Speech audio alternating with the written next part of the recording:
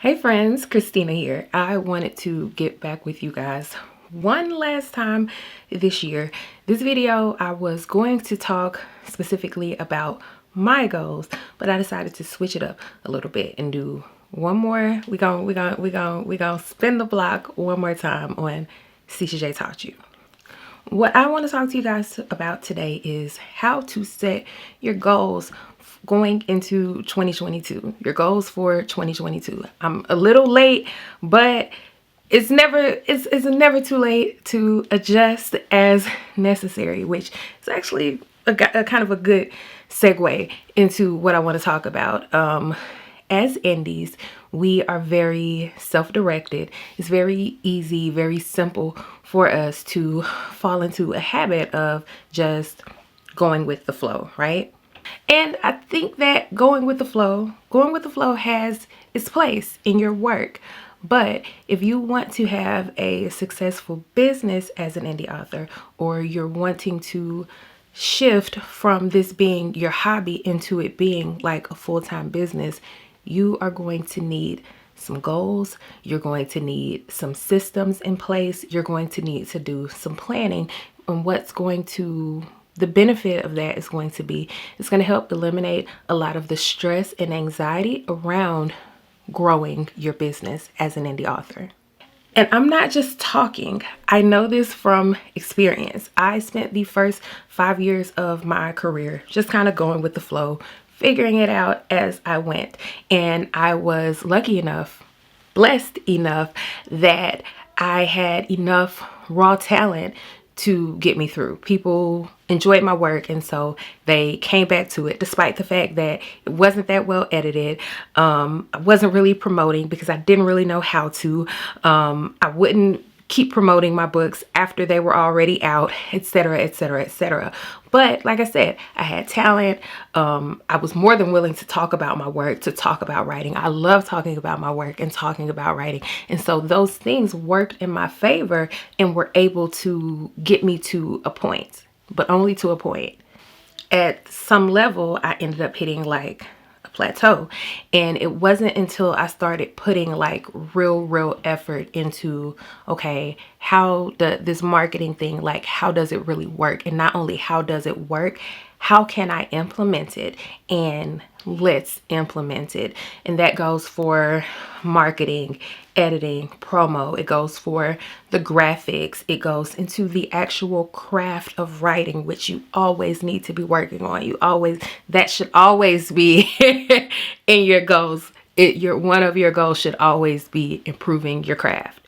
But like I was saying, it wasn't until I got really serious about, trying to market, trying to promote, trying to be consistent, perfecting my voice, all of that I really was able to see a difference in the trajectory of my career. And don't get me wrong, I am not perfect at this. I do not have it all figured out. I'm not selling you anything because I don't have it figured out. I don't have any type of magic pill that you can swallow or some type of blueprint that you can follow that is going to exactly work for you, that's going to work perfectly for everyone. I just don't have that. What I do have is almost 9 years of experience as an indie author, and I have all of that past history that I can look back on and reflect on and give you some encouragement, especially if you are not as far as me into this. If I can catch you early on and kind of help push you to a better path than the path that I was on, I will be thrilled, okay? Because I know it's hard. Like I said, I'm 9 years into this and I still have questions. And if I still have questions, I'm still trying to figure it out. There's no doubt in my mind that there are other people who are also still trying to figure this out. So anyway, let's get into it. So if you've been watching videos, reading articles, etc., about setting your goals, you already know about SMART goals, but I'm going to talk about it anyway. If you don't know about SMART goals, what that means is that your goals are specific, measurable, attainable, relevant, and time-based. SMART. Specific. What exactly is it that you want? Measurable is a very clear yes or no on did I do this or did I not. We're not talking about abstracts. We're not talking about, well, I kind of. No, it's a yes or a no. Did it happen or did it not? Attainable. We are choosing things that are reasonably within our reach. We're not coming out the gate with our first title, no one knows who we are, and we're thinking we're going to hit #1 on the bestseller charts. That is most likely not going to happen. Attainable. Something that is within your reach. Relevant. Thinking about a big picture. All of your goals should lead back to some big picture of what you want. You want to be a successful author. That's kind of vague, but what does that mean to you? And do the goals that you have, do they feed back into that? And time-based, meaning there is a deadline, there is a timeline. We know exactly by when we want this thing to happen. For example, one of my SMART goals is that I want to write 4 full-length novels in 2022. That is very specific. If I get to December 2023, do I have 4 full-length novels published or not? Yes or no? That's how I'm going to measure it. Did I do it or not? Is it attainable? Yes. I know that I am capable of writing 100,000 words in like 40-ish days. Let's call it 50 just for fun. If I want to write 4 of those and it takes me 50 days, that's 200 days out of 365 days in a year. That means for like, what's the math on that? That means for like 5 months, I don't have to do anything, and I can devote the other 7 months of the year to writing those 4 books and absolutely get it done. So yes, 4 books, 4 full-length novels in a year is attainable for me. And it is relevant. Another goal of mine, my vague goal, is to get in front of more readers. Now I'm gonna work on that a little bit more, but I know that I want to get in front of more readers. New releases put you in front of readers. Readers really like full-length novels. They like to get immersed in a couple. And so if they like these books, they're going to talk about them, which is going to alert other people to my existence as an author in this Black indie sphere. So yes, it is relevant to my overarching theme. Time-based, we have that I want to do it within a year, but then a further breakdown is that I want to split that out into quarters or seasons, what have you, for every 3 month, 4 3-month periods in a year. In each of those 3-month periods, I would like to release a full-length book. And so yes, we have time-based wrapped around it as well. So there we have it, a SMART goal. But that's not it, because it's not just going to magically happen just because I said I want to do it. And it's not even going to happen just because I wrote it down or just because I, had this or that around it. I have to also have a plan for making that goal happen. For me, I'm going to start with a little handmade graphic. I'm going to grab my iPad and show you guys what I mean by that. All right, so I darkened it a bit so I can show you guys. I have this page in my planner that is a yearly calendar, and it's broken out. It's already broken out conveniently for me in 4 sections. So what I can do is I can take each of these 4 sections and and this is like really rudimentary, but I can circle each one. I'm going to publish a book at some point within each of these. And that that is actually not lined out right, but you get the point. So for each of these, I can write down what book I think it might be. I have a very loose, and I mean very loose, idea of what these 4 books might be. For the first release of the year, it's probably going to be No Longer Afraid, because I've already started writing it. I started writing it this past year and put it down. So that's probably going to be the first release there. For my second release, I know I want to write a Sugar Valley book. I'm going to put it down. I don't know that the Sugar Valley book is going to be the next full-length release, but I can at least go ahead and write it down so that I have something to look at. So I'm going to say the Sugar Valley book is going to be the next release. I know I want to write my Beauty and the Beast retelling at some point this year. So I'm going to write down Beauty and the Beast. And then I'm going to write down something that I can only refer to as Rich Messiness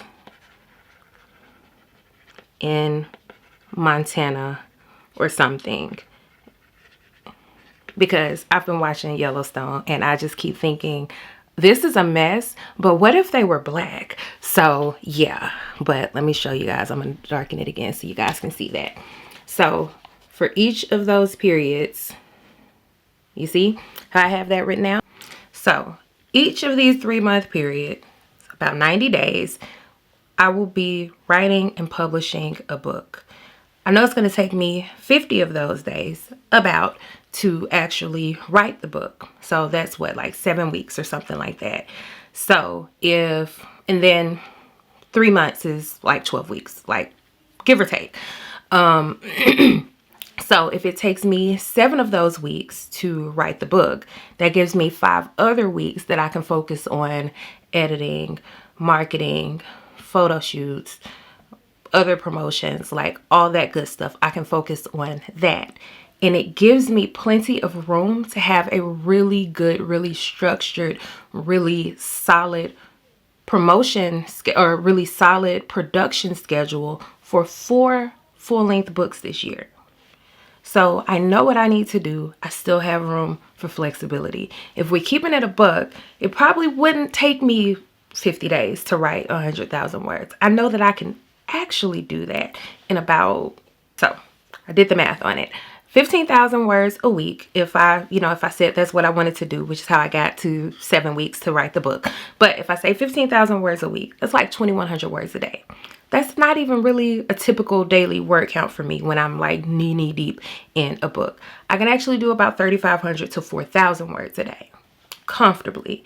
So if I do that, it would actually take me about 30 days to write the book, which gives me even more flexibility in terms of in terms of not stressing myself and not taking on more than I have to.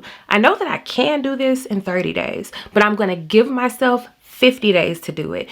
That way, there's no anxiety, there's no, there's none of that around it. I can really lean into it and do everything that I need to do in a way that minimizes the stress around it. So let's back out. We talked about how to frame the goals using that SMART method so that we know that the goals that we have, like, we're very solid with those.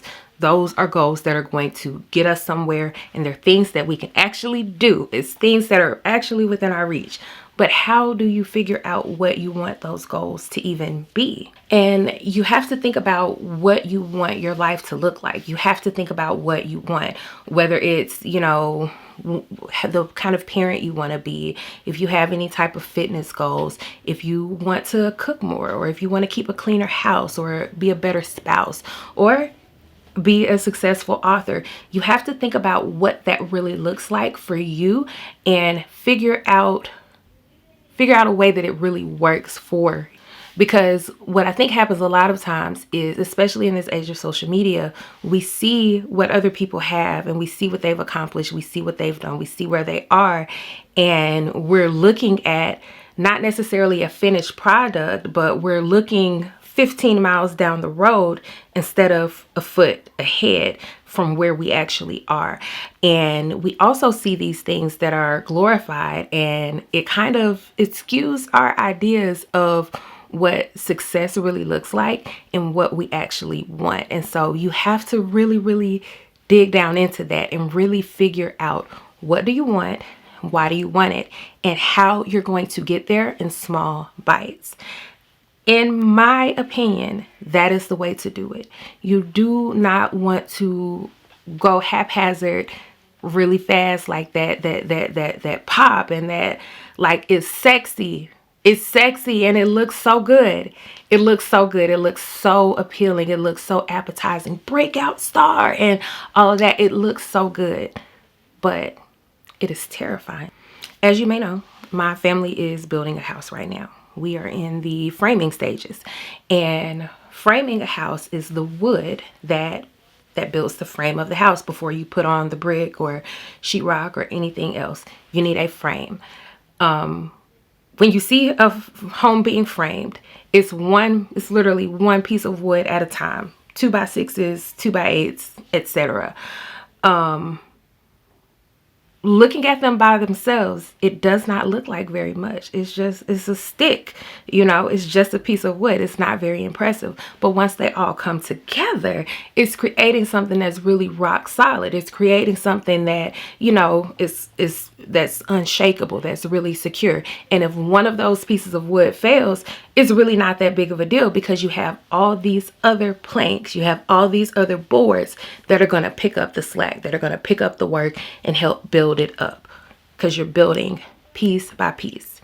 Now imagine that they just brought big slabs of sheetrock or something, or just big, like big slabs. Think about just like, I don't know, I'm trying to figure out a non-construction related word that might make it more, but I think you can follow where I'm going with this. If you've got just big slabs, you've got 4 of those making a room, and one of them fails, it's so much more precarious versus when you have many that are building something up and one fails, the others can pick up the slack. When you have a few, not so much. And the point that I'm making with that is that those big strides that you might see from other people, and they might make you feel jealous. They might make you feel like, why am I not there yet? And I'm not saying that you can't want to be there, but what I am saying is there is beauty in plank by plank. And that's where your goals need to lie.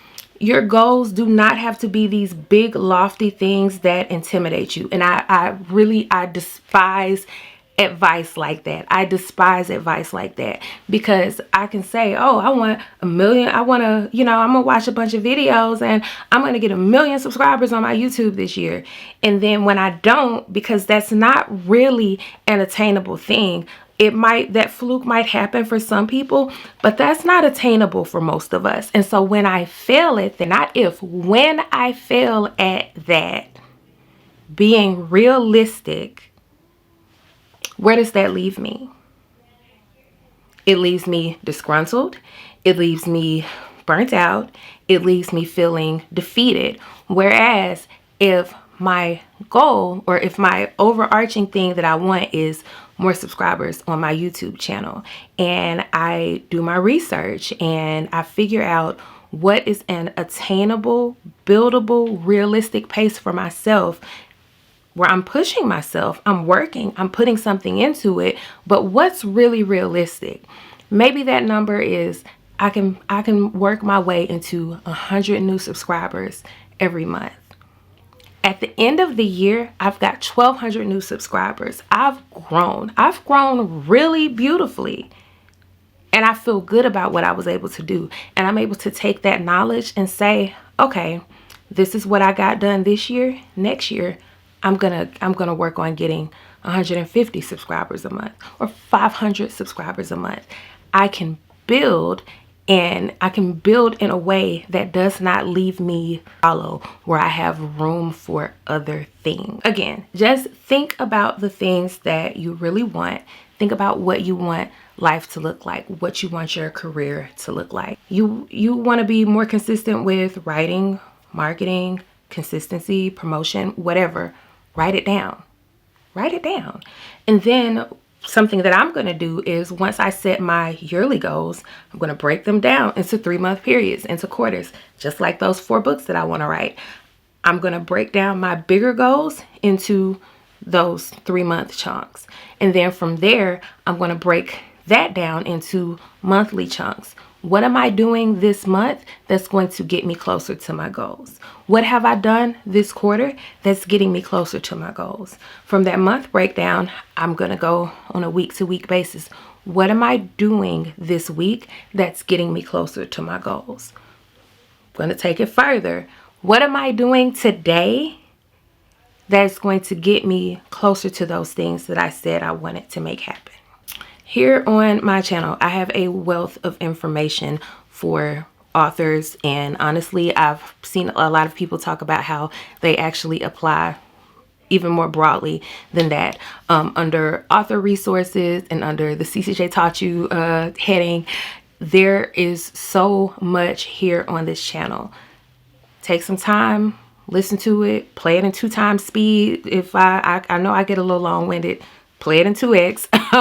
But don't just say what you want. Actually put a plan into action to get there, because it's not about impressing other people. It's not about trying to, look cute on the internet or whatever. It's about you, and it's about you doing what you can to actually become who you want to be, and actually making that effort and putting in that work to get to that place that you want to be. It's not about cap. It's not about putting on or whatever else. It's not about, making people jealous or whatever else. Like it's in here. Like it's about you. It's internal. And just like I don't want to get to the end of the year next year and not have seen any progress because I didn't put any effort in, I don't want that for you either. And so this is just my encouragement. Nobody's saying that you have to burn yourself out or drive yourself into the ground. I'm not saying that at all. I don't recommend that. But what you can do, what you can definitely do, is take those small steps toward those things that you want. And I'm gonna be doing it too. I'll be doing it too. You won't be by yourself. So anyway, that's all. I've talked long enough. As always, thank you guys for watching. Happy New Year, and I wish you all the very best. Bye.